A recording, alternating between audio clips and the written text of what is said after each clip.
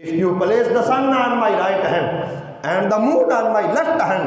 I would not abandon my faith. طرف ابو جہل نے اعلان کروا دیا، اس نے کہا کہ جو ایک دانہ بھی شیب ابی طالب میں پہنچائے گا میں اس کے بچوں کو قتل کروا دوں گا۔ بیٹے کل جدید بالن وکل کبیر یفنا وانا میتۃ وذکر باق قد ترکت خیرا وولدت طہرا۔ جن پتھروں کے ساتھ میرے رحمت کونین صلی اللہ علیہ وسلم کے لب مبارک لگے وہ افضل ہو جائیں، جس کپڑے کے ساتھ حضور کا جسم منور لگے وہ کپڑا افضل ہو جائے، اور رحمت کونین جس جگہ اب موجود ہیں حضور کی وجہ سے وہ جگہ افضل ہو جائے، تو جس ماں کے شکم پاک میں حضور رہے وہ ماں کا شکم انور کتنا افضل ہوگا۔ اما بعد فقد قال اللہ تبارک و تعالی فی کلام المجید والفرقان الحمید سبحان الذي أسرى بعبده ليلا من المسجد الحرام إلى المسجد الأقصى الذي باركنا حوله لنريه من آياتنا إنه هو السميع البصير۔ آمنت بالله صدق الله العظيم وصدق رسوله النبي الكريم الأمين يا رب بالمصطفى بلغ مقاصدنا واغفر لنا ما مضى يا واسع الكرم رب اشرح لي صدري ويسر لي أمري واحلل عقدة من لساني يفقهوا قولي۔ سامعین ذی وقار، بارگاہ رسالت مآب میں ہدیہ درود و سلام پیش کرنے کے بعد پچھلے جمعہ شریف کو بھی ہم نے معراج سے پہلے رحمت کونین صلی اللہ علیہ وسلم کی مبارک زندگی کا مختصر سا تذکرہ کیا۔ اب بھی معراج النبی صلی اللہ علیہ وسلم سے پہلے کا ہی تذکرہ آپ کے گوش گزار کروں گا۔ رحمت کونین صلی اللہ علیہ وسلم کی ولادت باسعادت سے پہلے آپ کے والد گرامی کا وصال ہو گیا، یعنی آپ در یتیم پیدا ہوئے، اور جب سرکار دو عالم صلی اللہ علیہ وسلم کی عمر پاک 6 سال ہوئی تو ابوا کے مقام پر رحمت عالم صلی اللہ علیہ وسلم کی والدہ ماجدہ طیبہ طاہرہ عفیفہ جنتیہ آپ کا وصال ہو گیا۔ اور یہ جملہ میں نے جان کے بولا ہے، آخری والا جو ہے رسماً نہیں بولا، حقیقتاً بولا ہے کہ جس شخص کے ذہن میں یہ فطور ہے نا کہ حضور کے ماں باپ جنتی نہیں ہیں، اس شخص کے لیے میں نے یہ جملہ بولا ہے کہ سن لو، ہمارا عقیدہ کل بھی یہی تھا، آج بھی یہی ہے کہ حضور کی ماں بھی حضور کے باپ بھی جنتی ہیں، آپ کے والد گرامی بھی اور آپ کی والدہ ماجدہ طیبہ طاہرہ عفیفہ جنتیہ وہ بھی جنتی ہے۔ اب واق کے مقام پر آپ کا وصال پاک ہوا، اور یہ جملے شاید میں نے پہلے بھی بتائے تھے، یہ آپ کے مواحد ہونے کی دلیل ہے۔ آپ کی والدہ ماجدہ کے مواحد کہتے ہیں اللہ کو ایک ماننے والا۔ جس دور میں آپ کی اماں جان کا وصال ہوا اس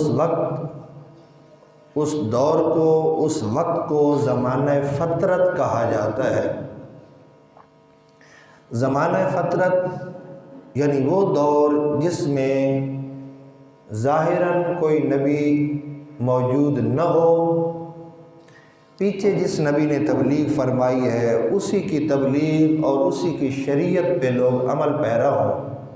اور اللہ کو وحدہ لا شریک مانیں تو وہ شخص مواحد ہے،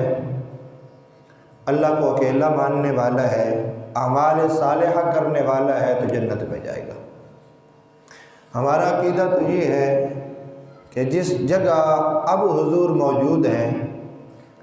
یہ جگہ کعبہ تو کیا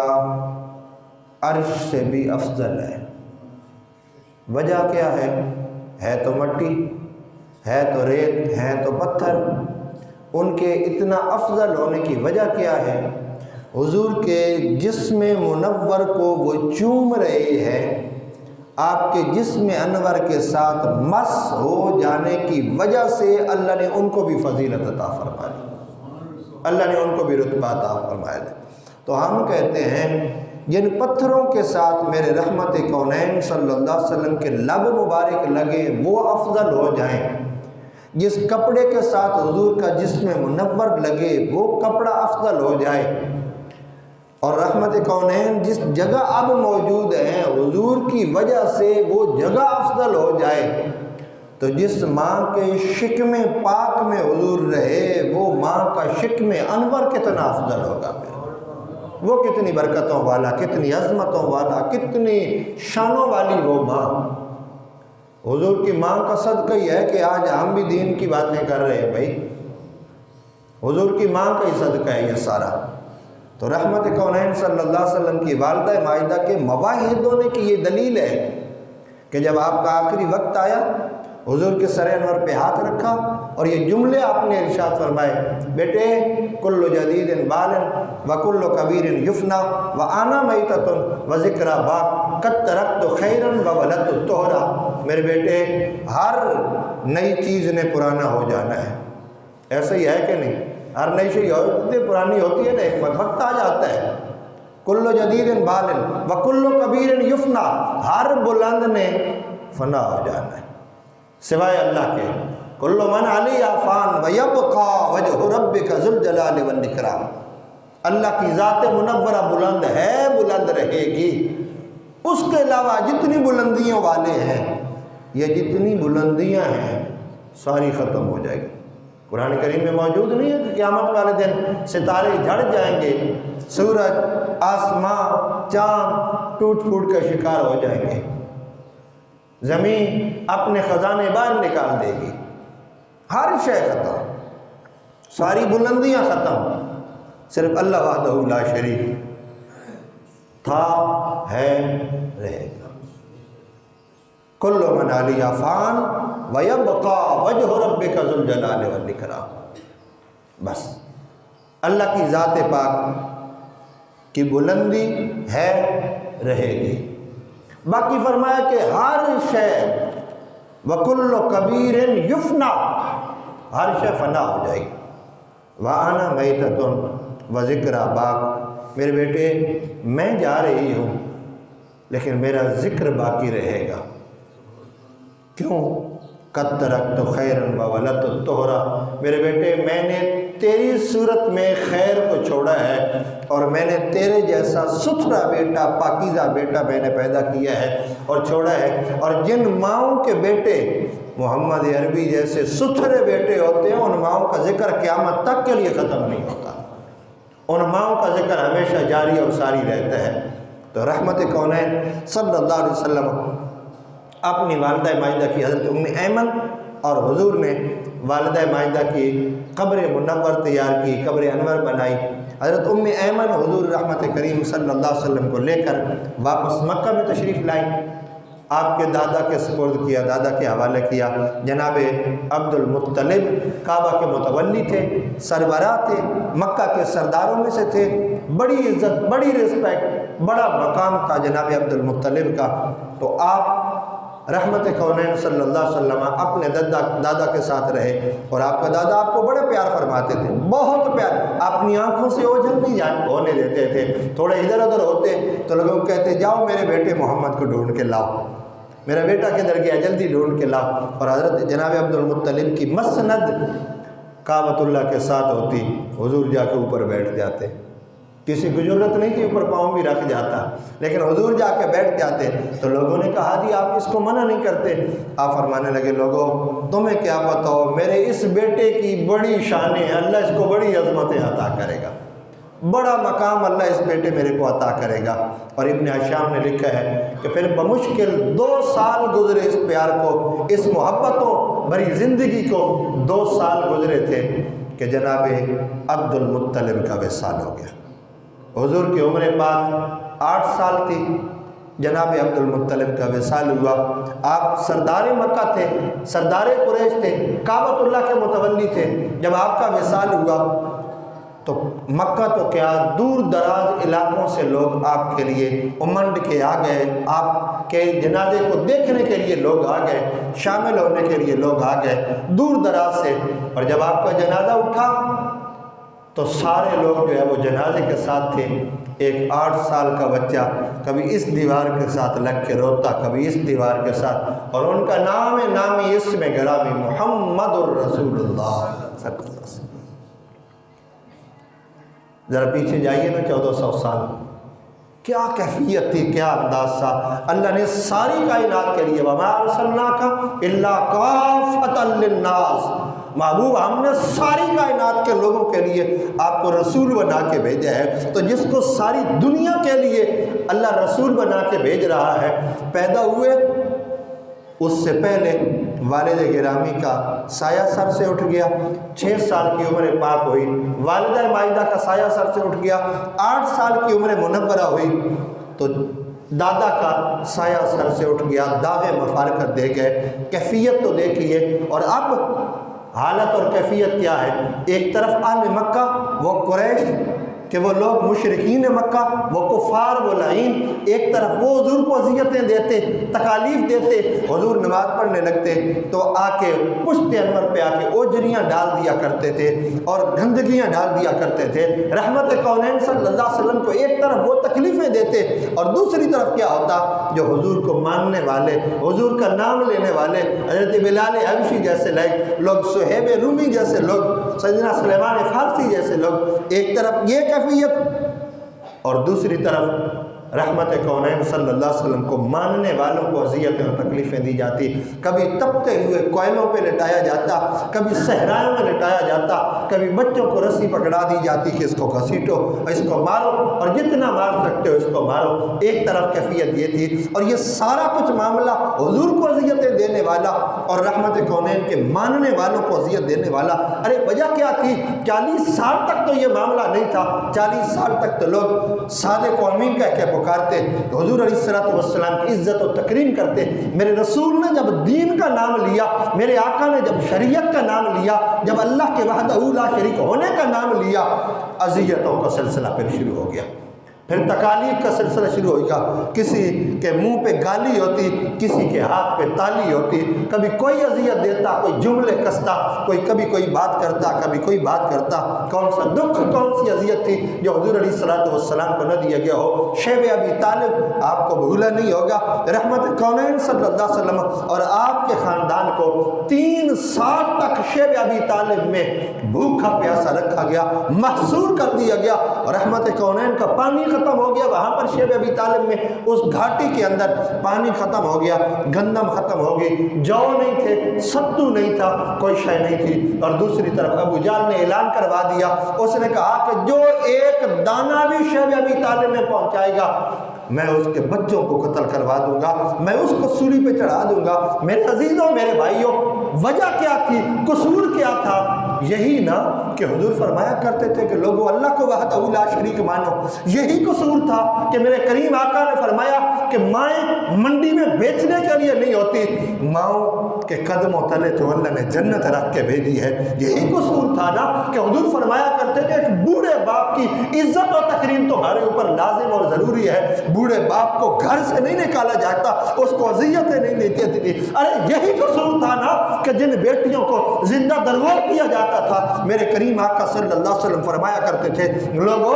بیٹیوں کو زندہ درگور نہ کرو، یہ تو سینے کے ساتھ لگانے کے لیے ہوتی ہے۔ آپ اور میں بیٹیوں والے ہیں، مجھے بتائیے کہ بیٹیاں کتنا پیار کرتی ہیں انسان کے ساتھ، بیٹیاں کتنی محبتیں کرتی ہیں، اور آپ اور میں اپنی بیٹیوں کے ساتھ کتنا پیار کرتے ہیں۔ میرے عزیزو، یہ ساری کی ساری محبتیں یہ جو ہمیں آقا نے عطا فرمائی ہے، یہ سارا پیار ہمارے سینے میں ہمارے رسول نے پیدا کیا ہے اولاد کے لیے، ہمارے رب نے ہمارے سینے میں ودیعت کر دیا ہے، اور پھر حضور کے نقش قدم پہ حضور کے اسوہ کاملہ کو دیکھ کر اللہ نے ہماری بیٹیوں کے لیے ہمارے سینوں میں پیار پیدا کر دیا ہے، اور بیٹیوں کے سینوں میں ماں باپ کے لیے پیار پیدا کر دیا ہے۔ یہی جرم تھا، یہی معاملہ تھا جس کی وجہ سے اہل قریش اور اہل مکہ رحمت کونین صلی اللہ علیہ وسلم کو اذیتیں دیتے، حضور کو تکلیفیں دیتے۔ شیب ابی طالب میں کیفیت یہ تھی کہ سارا کچھ ختم ہو گیا، کھانے پینے گھاس اور پتے کھا کے شیب ابی طالب میں گزارا کیا جاتا،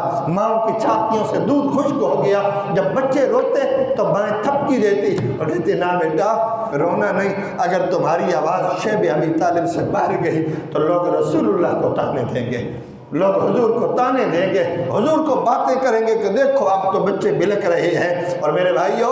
بھوک سے جب بچہ بلکتا ہے تو اس ماں اس باپ کی کیفیت پھر اسی سے پتہ کرے اس کی حالت اور کیفیت کیا ہے۔ بندہ خود بھوکا رہ سکتا ہے، برداشت کر لیتا ہے بندہ بھوکا رہ کے، لیکن اولاد بھوکی ہو،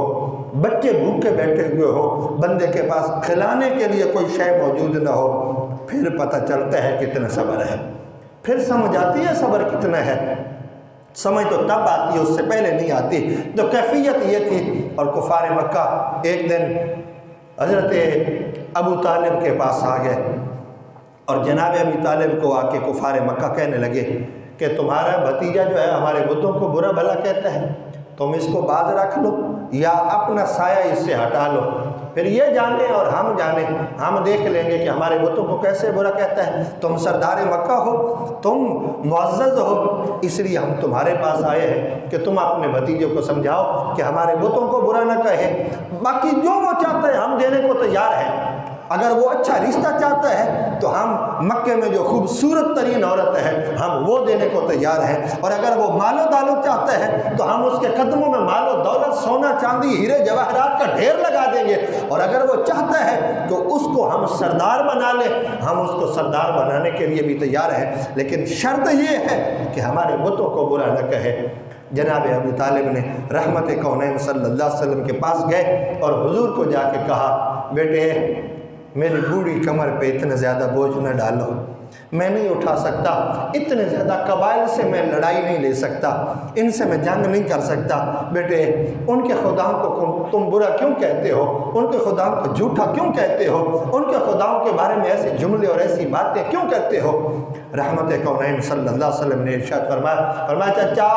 لو وضع الشمس واللہ لو وضع الشمس علی یمینہ والقمر علی یسارہ، اور حضور کے اسی فرمان کا ترجمہ کسی نے انگریزی میں کیا ہے، اردو کیونکہ عربی ہمیں کم سمجھ آتی ہے، انگریزی زیادہ سمجھ آتی ہے، تو حضور کے اسی فرمان کا ترجمہ کسی نے انگریزی میں کیا ہے، کیا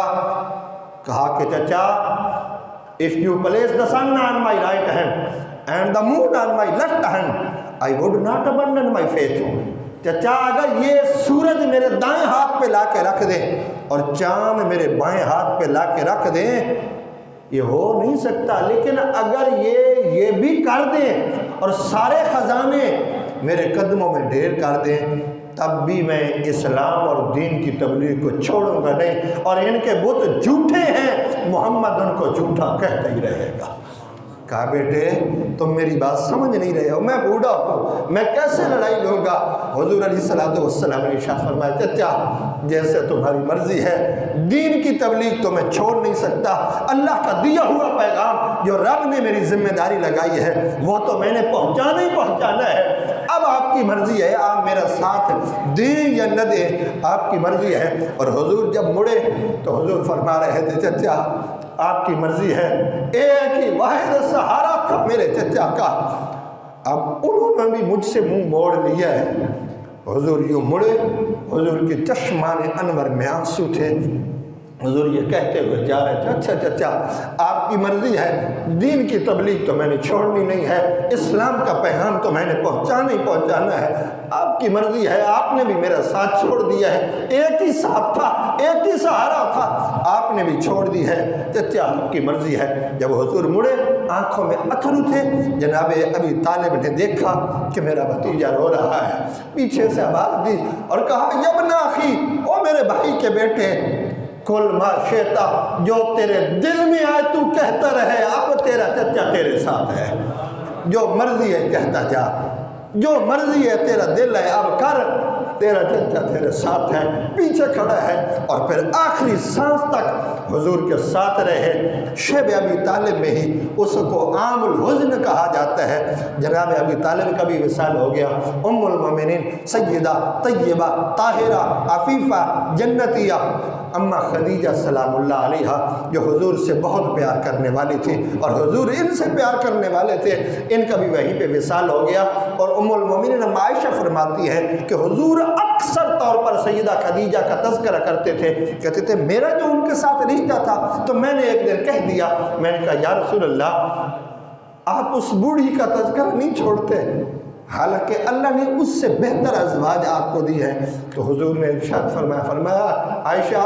مجھے خدیجہ کے بارے میں اذیت نہ دو، مجھے تکلیف نہ دو خدیجہ کے بارے میں۔ خدیجہ وہ ہے کہ جب مکہ میں مجھے کوئی نہیں مانتا تھا خدیجہ نے مجھے مانا، جب مال کوئی نہیں دیتا تھا خدیجہ نے سارا مال میرے قدموں میں لا کے ڈھیر کر دیا۔ خدیجہ سے اللہ نے مجھے اولاد عطا فرمائی ہے، یہ میرا سہارا، میرے دکھوں کا سہارا تھی، دکھ تو اس نے دیکھے ہیں سارے کے سارے، تم تو بعد میں آئی ہو۔ حضور علیہ السلام کے یہ دونوں سہارے، عام الحزن میں دونوں کا وصال ہو گیا، شیب ابی طالب میں دونوں کا وصال ہو گیا۔ اور جب یہ کیفیت پیدا ہوئی، یہ دکھ والی کیفیت، اور اس کے بعد حضور علیہ السلام اکثر دکھی رہا کرتے تھے، اور ٹوٹے ہوئے دل تو اللہ کو ویسے ہی بڑے پسند ہے۔ پھر رب ذوالجلال نے جب یہ کیفیت دیکھی تو جبرائیل امین کو فرمایا جبرائیل جا میرا حبیب بڑا دکھی ہے، اسے میرے پاس لے کے آ تاکہ آمنے سامنے بیٹھ کے میں اپنے محبوب کے ساتھ باتیں کر سکوں۔ تو پھر حضور کو اللہ نے معراج عطا فرمایا، معراج کروایا۔ اللہ کریم کی بارگاہ میں دعا ہے اللہ آپ کی میری حاضری قبول فرمائے۔